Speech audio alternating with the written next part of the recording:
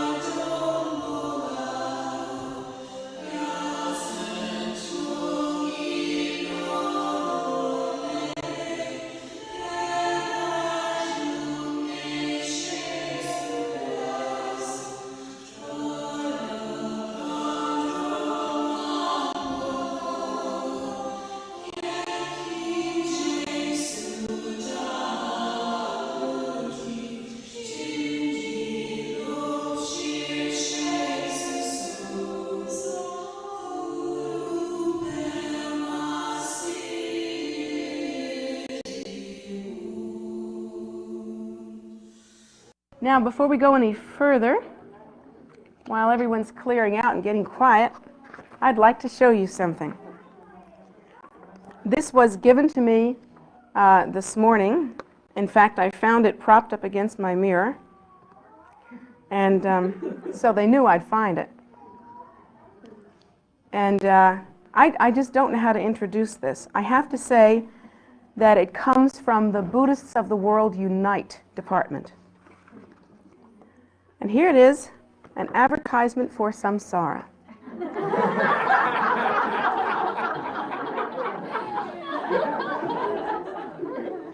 You found it, and it's sold at Hex.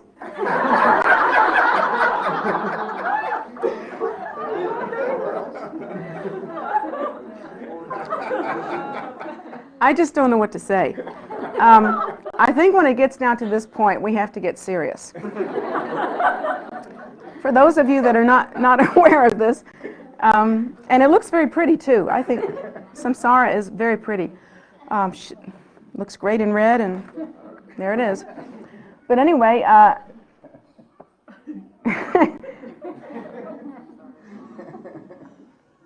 just don't know what to say about this. I just love this. I love this. I would like to have this framed. In fact, I would like to have 2 copies of this so that we could frame one side and the other, because I think this is such an indication of our time here. You have to listen to what it says about samsara. First of all, for those of you that are not aware of what samsara means, according to the Buddhist teaching, it's a Sanskrit word for the cycle of death and rebirth, the cycle of suffering. And samsara, it's considered that we are wandering in samsara endlessly, in a very confused state, in a very deluded state, due to the belief in self-nature as being inherently real, due to our ego clinging, suffering, and our desire. And so samsara is actually the realm of sin. And it is almost impossible, it is impossible to get out of unless one actually follows a path that is given to us by an enlightened being, and that can lead to enlightenment. Enlightenment is, in fact, the only cure for samsara. But that's not how they say it in this commercial. Third, samsara is introduced as a sense of serenity. You be the judge. I don't think so. Okay, samsara, a sense of serenity. A new and rare fragrance by, how do you pronounce that, Guerlain? Huh? Guerlain. You don't use this stuff, do you? Please, I don't even want to smell it. By Guerlain.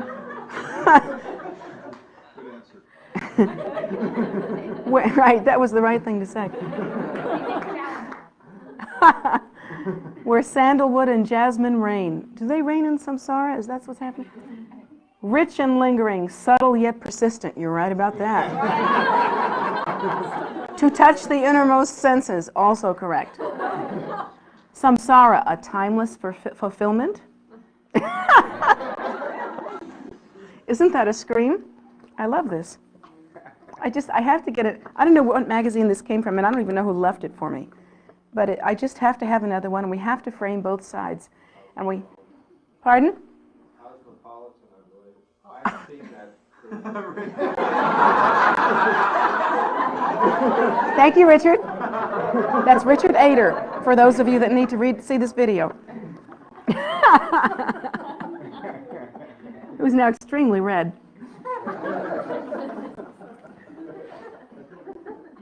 Richard, they say that everybody's famous for 15 minutes. This is your time. You will go down in history as being the tallest reader of Cosmopolitan in the world.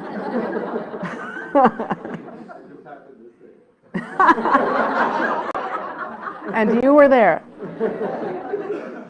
Well, we're having a really good time. I love this. I just think this is great. I think this is great. I think we really ought to frame this. We ought to put it on a poster, and we ought to have the title, "From the Buddhists of the World Unite Department." Let's get it together. Now, I have something I would like to read to you. I hope I have the right thing. Yes. This is something that has brought me great joy. And I'm really sorry that the older children were not here today, because this is a letter that was written to me by one of our older children, well, medium older children, who's really getting the big picture. And it leads me right into what I would like to talk about today. What I would like to talk about is how we as adults don't get the big picture. But this little guy really gets the big picture. Try to listen to this carefully. Realize that this comes from a 7-year-old mind. It is a mind that's being trained. We do spend some time training our kids here. In fact, we put a lot of energy into them. And I think this makes me happy to know that it's beginning to pay off. What is it about children that lets them receive knowledge in such a direct way without all their preconceived notions, so that they can really use it, so that it can really sink into their minds? What is it about them? Is it their lack of training in the things that argue with what we ought to be learning at this point? I really don't know. Is it just the simplicity of their perception? I don't know what it is, but this is from a 7-year-old boy. And please listen very carefully. Try to hear for yourself what's understood here and how different it is from our understanding in terms of how we perceive our spiritual path and the goal. Dear Jetsunma, this is just a thought that he had, and he made his dad write it down. It's like a bottomless pit of samsara gunk, and you're sinking down in black gunk. Then when you become enlightened, there forms into a bottom. This is 7-year-old language. There forms into a bottom. Then the bottom starts to float up to the top. Then you climb out, and then the bottom disappears. The clear water starts to turn back into someone else's black gunk. When everybody is enlightened, the water stays clear. There's a bottom forever, and everyone is happy. Does anyone hear how awesome that is? That's real teaching in itself. And I'm deeply appreciative of the level of understanding that this little boy has. The fact that he's thinking about things like this is incredible. But the fact that he understands in the way that this child clearly understands the goal is beyond incredible. It's awesome. I can't think of what this means. Because the experience that I have primarily, and maybe unfortunately, is with the adults here in our Sangha, the very adults that have received training for a very long time. And we still have the idea that we are traveling on a path that has a real solid distance to it. That we're really going from here to there. And that somehow, even though we say we realize the goal is enlightenment, and there's no distance between here and enlightenment, in our minds, we're going from here to there. Wherever it is we're going, we ain't at it yet. We think in terms of linear development and of distance. And We think of enlightenment as being something, some real thing that's out there, a state that we will experience when we get it. Like a place or a change. Some kind of substance that we can move closer to. And it causes us to practice our path in very strange ways. It causes us, for instance, to try to copy enlightenment. We all do it. You know we do.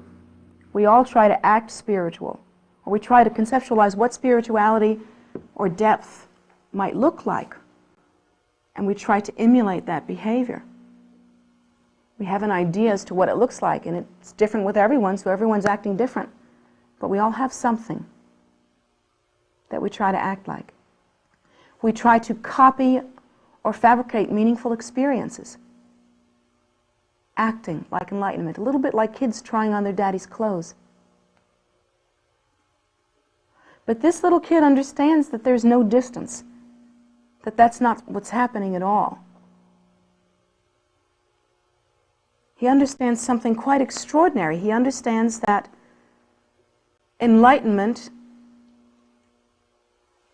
which is the fruit of the path, the goal, is completely inseparable from the base or the underlying nature, that which is established, that which is, in a sense, the starting point, that which is the truth.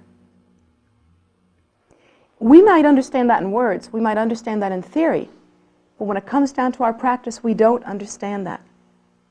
We do not understand that the goal of the path is the same as the base nature. We try to contrive a distance, we try to build something that isn't there. We gather together virtuous activity and practice as though once we have so many pieces of it, then suddenly we'll have enough. And we think of it very much the same as attaining mastery. Like, if we learn this fact, and this technique, and this method, and then we have this virtue, and then we get this insight, then we have this experience, we begin to collect and collect and collect and collect, and pretty soon we've collected so many things, we kind of keep waiting for the biggie. We keep waiting for something to happen according to how much we've collected. And we have this sort of subtle, unconscious tendency to measure things. How much have I got now? What's in the bank? I want to see my bank statement. You know, where is it? How much have I done? How much do I have at this point? Thinking that that accumulation brings us closer to enlightenment. We all do that. And we don't realize how different that is from the understanding this child has. Because the understanding this child has is that the nature is established in its purity, changeless. No beginning, no end. There is nothing that we will do in our practice. There is nothing that we will do in our work, not under any condition, that will cause us to be any different than what we are now. Well, I'm sorry, let me take that back. That will cause our nature to be any different than what it is now. It doesn't get any bigger. It doesn't get any stronger. What changes is the perception. Our perception. And it changes because the perception is the extension of our own confusion. And that's the thing we don't get. We keep trying to manipulate our environment and to change its structure. We keep saying, well, yeah, I understand this perceptual stuff and I understand about this ego clinging, but let's see if I can just move this over here and move this over there and change this thing and bring this down and move that up. Then I'll work with that for a little while and see if that helps. But actually, it doesn't help because that's not what the problem is. The problem is always in our perception, and our perception is a direct extension, actually a function of our own confused ego clinging and all of the misconceptualization that comes from that. Our perception is a reflection of that. So if we see a situation in a certain way, we tend to think that really the situation is that way and it's really out there. We might try to be spiritual and say, oh, what does that teach me? What do I have to learn from that? Or what relationship do I have with that? Or how can I act toward that situation in a spiritual way? But in fact, Lord Buddha teaches us that that doesn't get us any closer to enlightenment at all. It's just something to do. Really, when we look at a situation that is disturbing or traumatic to us in some way, what we have to recognize is that that perceptual phenomena, that event,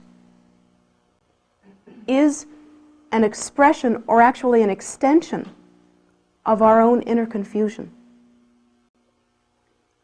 And there are never any exceptions. There are no exceptions to that.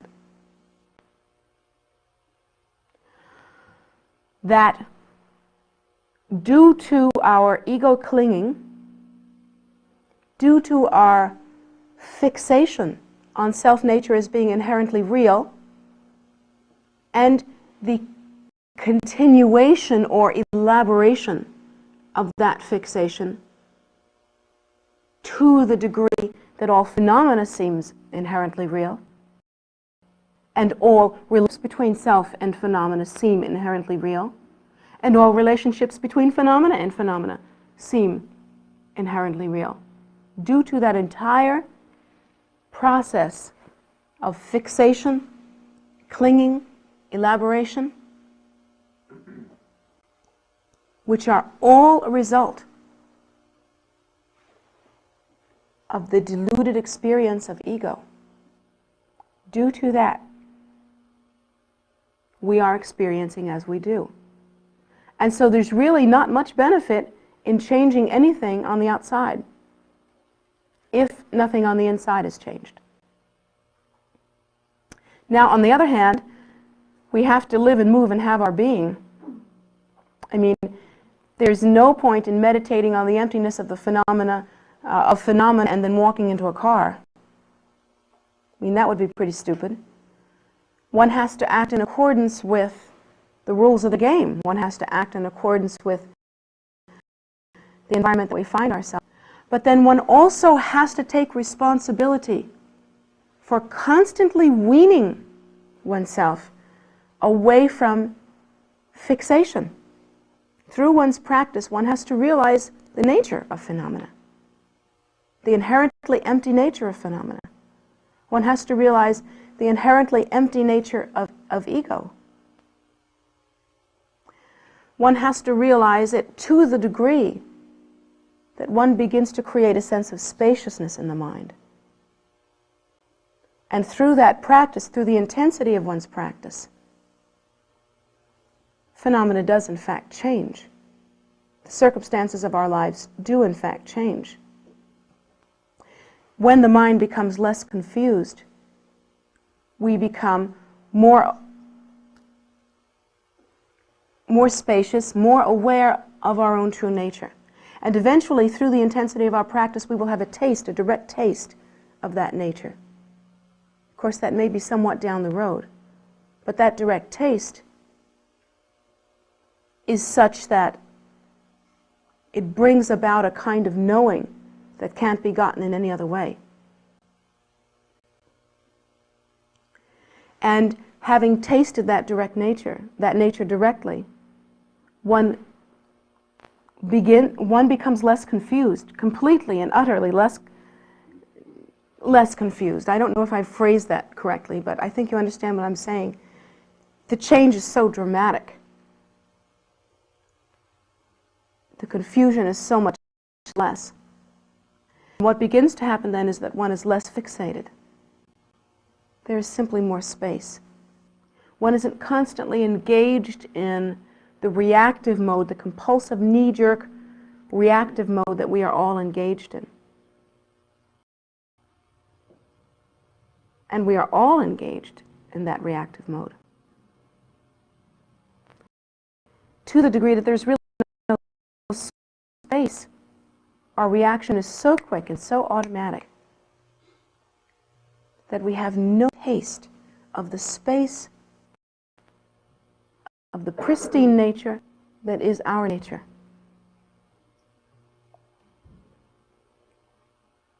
So hard to understand, and yet so simply and completely there. For according to the teachings, there are Buddhas and Bodhisattvas without number on every molecule in the space in front of us, right at this moment. Why don't we believe that? Because we can't see it. But do we go a little further and understand why it is that we can't see it? We only understand that we don't see it, and we think that either means that they're there or they're not there. That's the only way we can understand seeing or not something. It's either there or it's not. But what we don't understand is lack of ability to see the Buddhas and Bodhisattvas without number on every molecule in the space in front of us. And they are there, according to the teachings, according to those who have the perception to be able to see that it's so.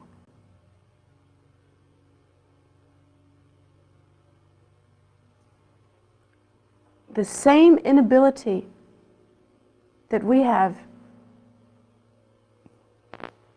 that prevents us from seeing the Buddhas and Bodhisattvas without number, that same inability is what prevents us from recognizing our own nature. To the degree that that nature can be recognized, it is recognized. It is recognized as our own nature. It is recognized in its pristine essence. It is recognized as being Buddhas and Bodhisattvas in the space in front of us. And it is recognized as being inseparable, without distance. And it is only recognized when one's perception is pure, is cleared up. The Buddha laid down the path. The Buddha said that in order for that to happen, one must attain the egoless state. One must also purify the mind through virtuous activity. And from the Vajrayana point of view, one must attain pure view, allowing one's mind to abide spontaneously in the primordial wisdom state, in a stable and completely balanced way, to abide in suchness. In that state, the five senses don't act as they do now for us. They are the five celestial wisdoms. They view spaciousness. They view essence. They view suchness. They remain stable, relaxed and effortless, spacious within the primordial wisdom nature. You might have known, you might have recognized immediately that our five senses don't do that, not as they are now. They talk to us constantly about relativity. This water is cold. It's cold because I'm warm. I can tell it's cold because relative to me, it's colder. This grain of rice is very small. How do I know it's small? Because it's much smaller than me. It's not small to an ant, though. That's what our five senses are telling us. And we believe them. Without doubt, we believe them. We believe them and we can't talk ourselves out of it. And it's because they are a direct extension of our inner confusion. That is why it's so important to follow such a pristine path, to practice such a pure and involved or complicated technology, and to practice it in a very exacting way.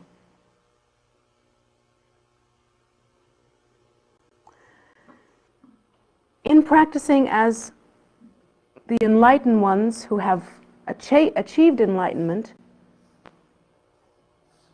the great Buddhas who have appeared throughout time, cyclically to give us the path, have practiced in doing as they do, in purifying our ego clinging, in purifying our selfish activity, which is an extension of that ego clinging, in purifying our limited, contrived view and confusion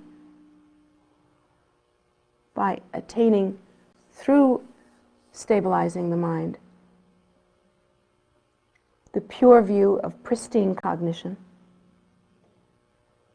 then we too will be able to see Buddhas and Bodhisattvas without number appearing to us in a very accessible form. Millions of them on our very fingertips. And at that time, we will also know our nature, and will see that spaciousness to be inseparable and uncontrived.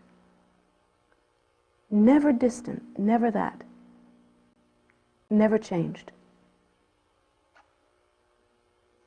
So utterly simple in that moment of pure cognition, when all the effortfulness of contrivance simply drops away. The contrivance that we are so dynamically engaged in now. So simple, that moment of pure cognition, and yet so hard to understand when all we see is the fixation on ego.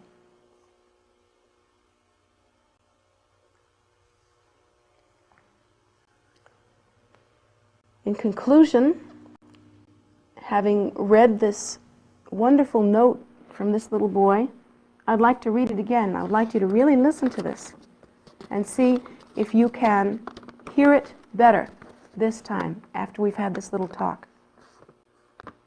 And see if from that point and from what he's saying, and maybe from what I'm saying, certainly from what the Buddha's saying, you can find a way to take responsibility for your own perception. Take responsibility for realizing that your experience is a confused one. Our experience is a confused one. And that the antidote to that confusion is to attain the egoless state. It has been said again and again and again, and there's never any exception. It's like a bottomless pit of samsara gunk, and you're sinking down in black gunk. Then when you become enlightened, there forms into a bottom. Then the bottom starts to float up to the top. Then you climb out, and then the bottom disappears. The clear water starts to turn back into someone else's black gunk. When everybody is enlightened, the water stays clear. There's a bottom forever, and everyone is happy.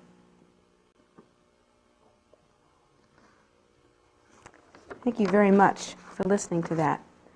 And I really thank our junior gurus wherever they are.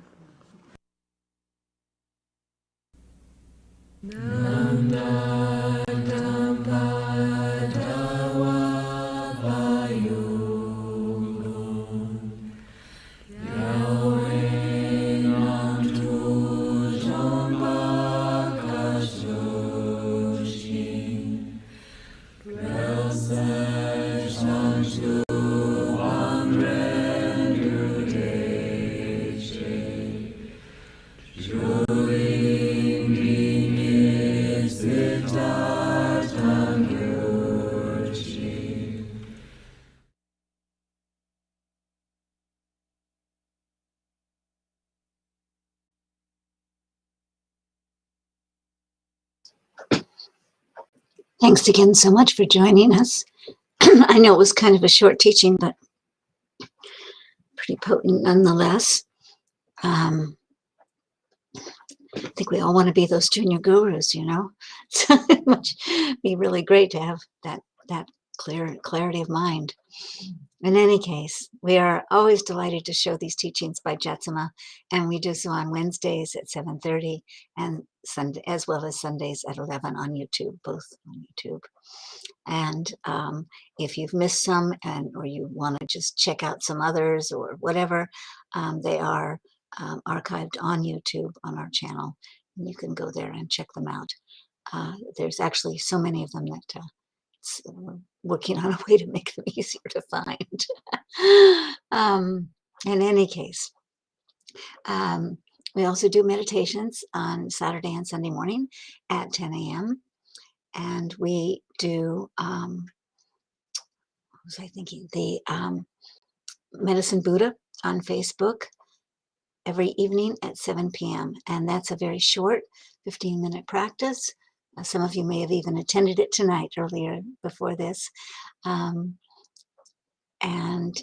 it was compiled by Jetsunma at the beginning of the COVID period because there was just so much need for that kind of thing, and it's provided a wonderful support, and we continue it because it just has been great for people to connect and get support for the things they want prayers for, as well as the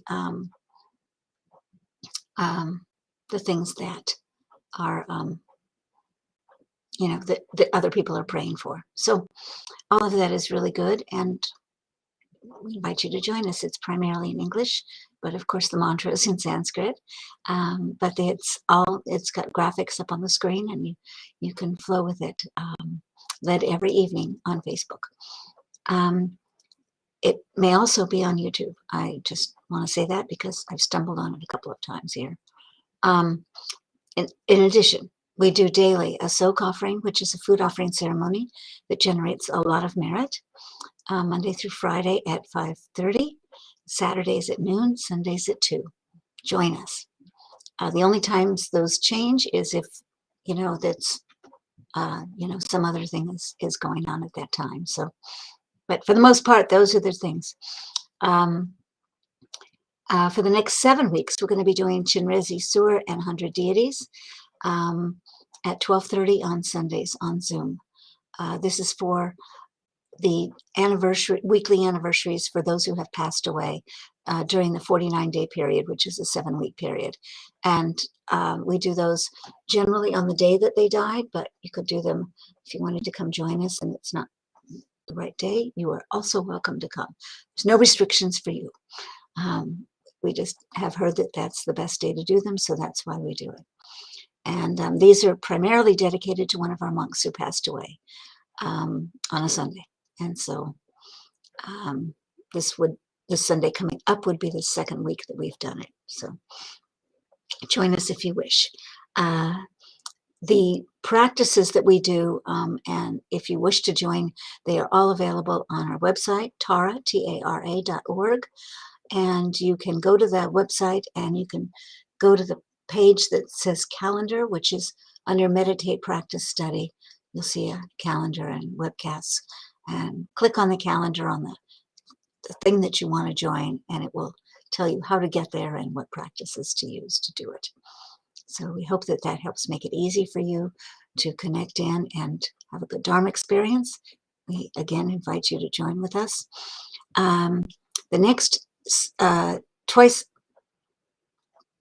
a month, we have a longer practice. Once is Dakini Day, celebrating the female aspect of the Buddha, and that's on the 25th lunar day, which will be this coming Sunday, the 18th. So on YouTube, our soak will be at 2 p.m. that day, and it will replace the other soak that we normally do, which is shorter. But we will have some other accumulations, and also, as I said, just prior to this, the Chinrezi Sur, which is a smoke offering, and 100 Deity. So it'll be quite a day of practice. Bring a good cushion, and that'll be this coming Sunday, the 18th. So we won't forget Jetsunma's teaching. That will be in there as well. In any case, we invite you to join us for everything. Please come to the temple if you wish. If you're nearby, It's quite beautiful.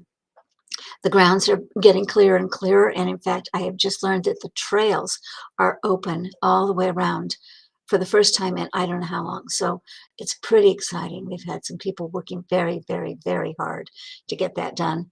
In spite of the storms that keep knocking out their work, you know, you do it and then you do it again.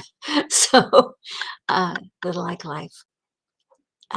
Those are available, and the stupas are looking really beautiful, and the land is really gorgeous, and there's a lot to see and do on the property. On weekends from 11 a.m. to 4 p.m., you are welcome to come in and spend a few minutes in the prayer room and meditate. We don't know how long. We're trying to keep it flowing so that the most people can go through there. We request that you mask in an N95 or N94 mask, and that you keep the mask on while you're in the room. Wouldn't have said that if we hadn't had a little bit of confusion on that. So come and see us, and we look forward to it, and we hope your holidays are wonderful.